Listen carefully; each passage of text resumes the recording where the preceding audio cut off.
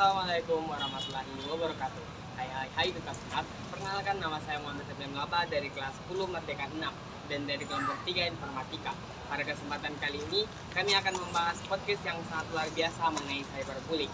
Dan saya telah mengundang 3 narasumber yang luar biasa, dan ini dia ketiga narasumber kita.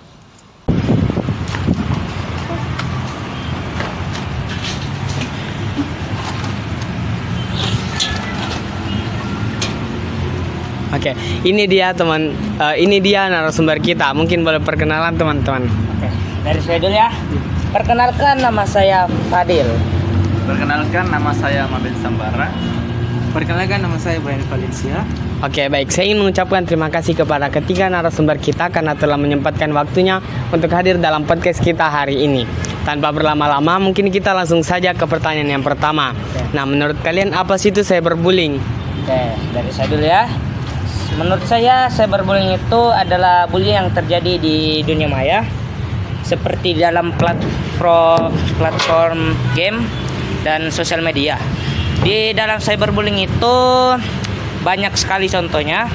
Contohnya dalam platform game yaitu kata-kata kasar yang dikeluarkan oleh pemain. Terus dalam platform media sosial seperti komentar-komentar netizen yang menjelekan dan mencaci maki. Itu menurut saya. Baik, terima kasih pertanyaannya. Jawabannya. Mungkin kita langsung ke Kak Maben nih. Menurut saya cyberbullying itu tindakan perundungan yang dilakukan di media sosial. Ya. Oke, mungkin kalau Kak Brian nih bagaimana jawabannya? Kalau menurut saya, cyberbullying itu bisa dibilang menghina atau dalam kata kasarnya itu mengancam juga. Yes, bisa juga. Karena seringkali ketika kita bermain media sosial, ada oknum-oknum yang bisa memancing oknum lain yang berujung saling menghina. Ya. Begitu menurut saya. Dan mengakibatkan permasalahan. Iya. Oke, jadi pada intinya cyberbullying adalah perundungan yang terjadi di media sosial.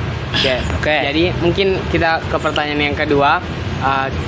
Menurut kalian cyberbullying itu berdampak besar atau kecil sih? Dan coba sebutkan apa saja dampaknya. Oke. Mulai dari Kak Maben nih. Menurut saya dampak cyberbullying itu besar karena satu dampak psikologinya itu kayak membuat sedih, stres dengan depresi.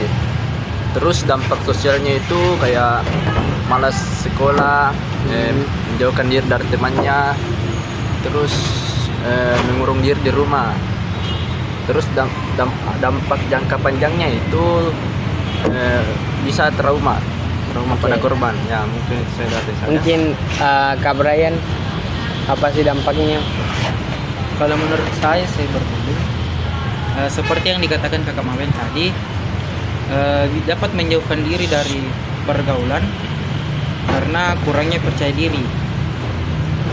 Kayak contohnya misalnya kita lagi kumpul-kumpul, terus ada teman kita yang menghina salah satu dari teman kita. Jadi kan otomatis teman kita tersebut akan menjadi pusat perhatian.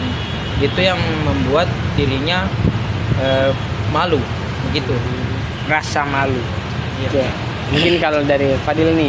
Oke, kalau dari saya sekedar tadi dampaknya itu sangat besar sekali karena ya bisa menyebabkan depresi ya, dan itu bisa mengakibatkan orang seperti contohnya dia bisa bunuh diri karena dia merasa bahwa dirinya sudah tidak berguna lagi karena diejek seperti itu, dan sudah banyak beberapa kasusnya di berita-berita yang kita lihat seperti itu.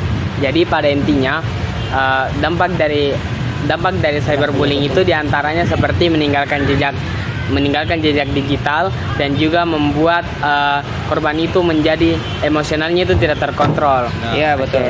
Mungkin kita ke pertanyaan selanjutnya, Oke. yaitu menurut kalian pernah nggak kalian ngerasa bahwa cyberbullying itu pernah terjadi di kehidupan kalian atau mungkin di sekolah kalian, dan coba jelaskan tanpa menyebutkan identitas seseorang itu. Mungkin dari Kak Brian. Kalau menurut saya pernah terjadi waktu dalam saat proses pembelajaran, ada teman saya yang tidur, terus yang lain itu dia itu foto teman saya lalu menyebarkannya di media sosial. Kalau menurut saya itu sangat tidak pantas dilakukan karena tanpa seizin orang tersebut. Betul. Kayak dari coba Ben. Menurut saya itu cyberbullying di sekitar ya. Mungkin saya tidak ada dari saya tidak pernah melihatnya. Oke, mungkin kalau Fadil. Oke, kalau saya sempat melihat cyberbullying ya. Ada teman saya yang dia ini orangnya suka iseng. Dia ini cuma iseng, dia iseng di media sosial gitu. Oke. Kepada temannya. Nah, karena temannya ini tidak mengetahui bahwa dia itu iseng, dia itu bercanda, temannya menganggap serius dan temannya karena sudah kayaknya emosi, nah, dia sampai mencaci maki ini yang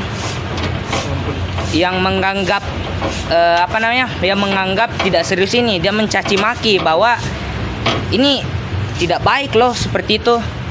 Padahal orang itu cuma menganggap bercanda, tetapi temannya ini tidak menganggap itu bercanda. Dan ya karena temannya sudah emosi, dia mencaci maki, mengomentari, dan karena kayaknya terlalu emosi dan komentarnya sudah terlalu over, sangat menjelekkan sampai jadi itu bisa dibilang cyberbullying karena sudah sampai orangnya itu, orang yang dicaci maki itu menangis seperti itu.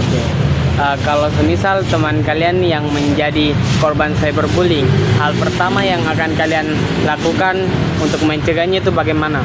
Oke, jadi ketika ada teman kita yang terkena atau menjadi korban cyberbullying, kalau saya usahakan pertamanya kita tidak boleh dia sendirian, kita temani bicara, kita mendengarkan curhatannya, dan juga usahakan juga kalau kita sudah kita membela teman kita, usahakan komentar-komentar yang menjelekkan teman kita itu kita tidak usah balas gitu.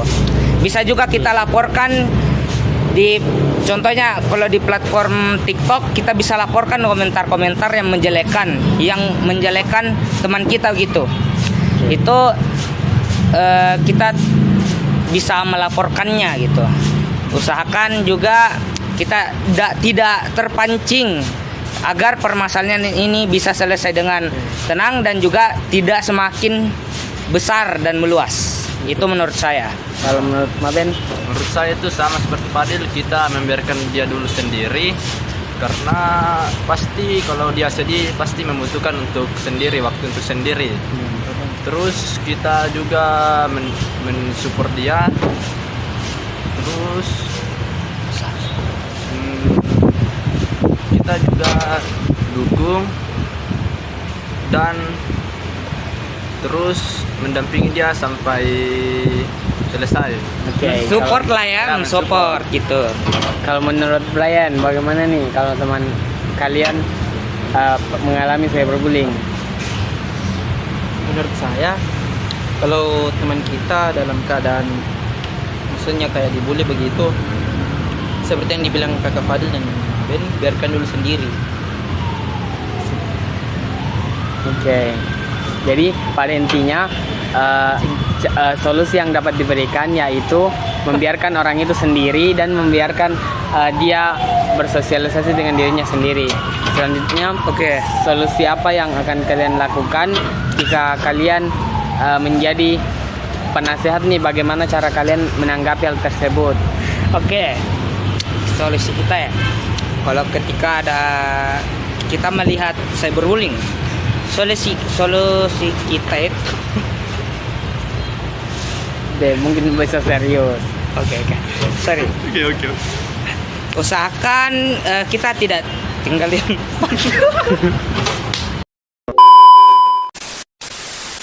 usahakan kita tidak tinggal diam saja.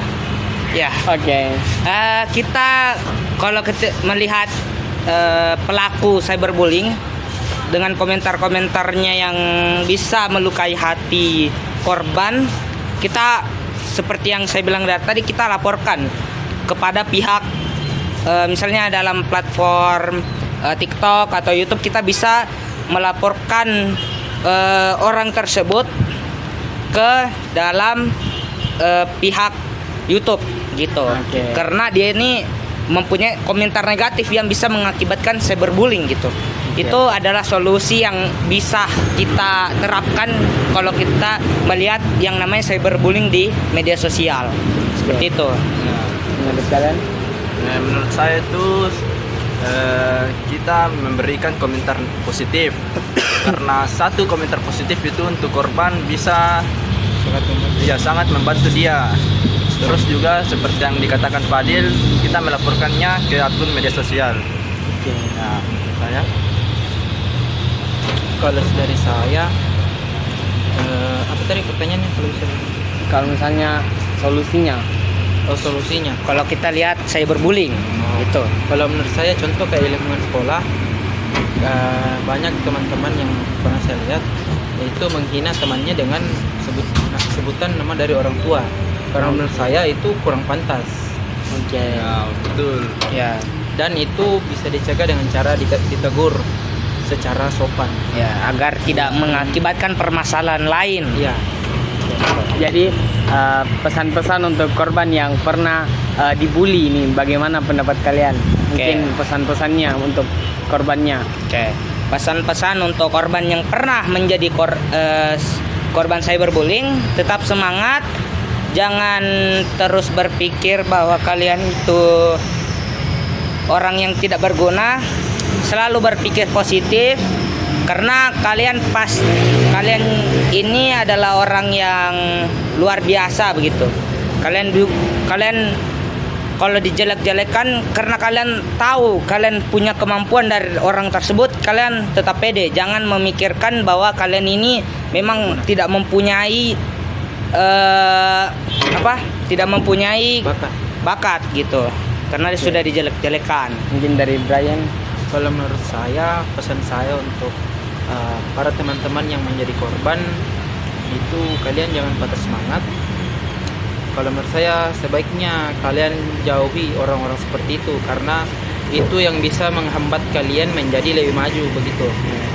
Itu saja dari saya. Oke, Maben. Mungkin pesan saya itu untuk korban cyberbullying, tetap semangat, jangan pikirkan kata-kata orang lain, dan terus raihlah cita-citamu agar bisa tercapai. Mungkin saya pesan dari saya. Jadi mungkin dari saya sendiri, pesan-pesan untuk korban cyberbullying yaitu yang pertama, jauhi pertemanan yang membuatmu tidak nyaman. Yang kedua, jangan terlalu terobsesi dengan temanmu yang mungkin bisa membuatmu itu tidak nyaman. Betul. Oke. Betul. Mungkin demikian podcast kita pada pagi hari ini.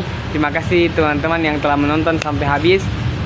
Saya juga mengucapkan terima kasih kepada ketiga narasumber karena telah sama-sama menyumbangkan jawabannya dengan sangat bagus. Oke, baik demikian podcast kita pagi hari ini.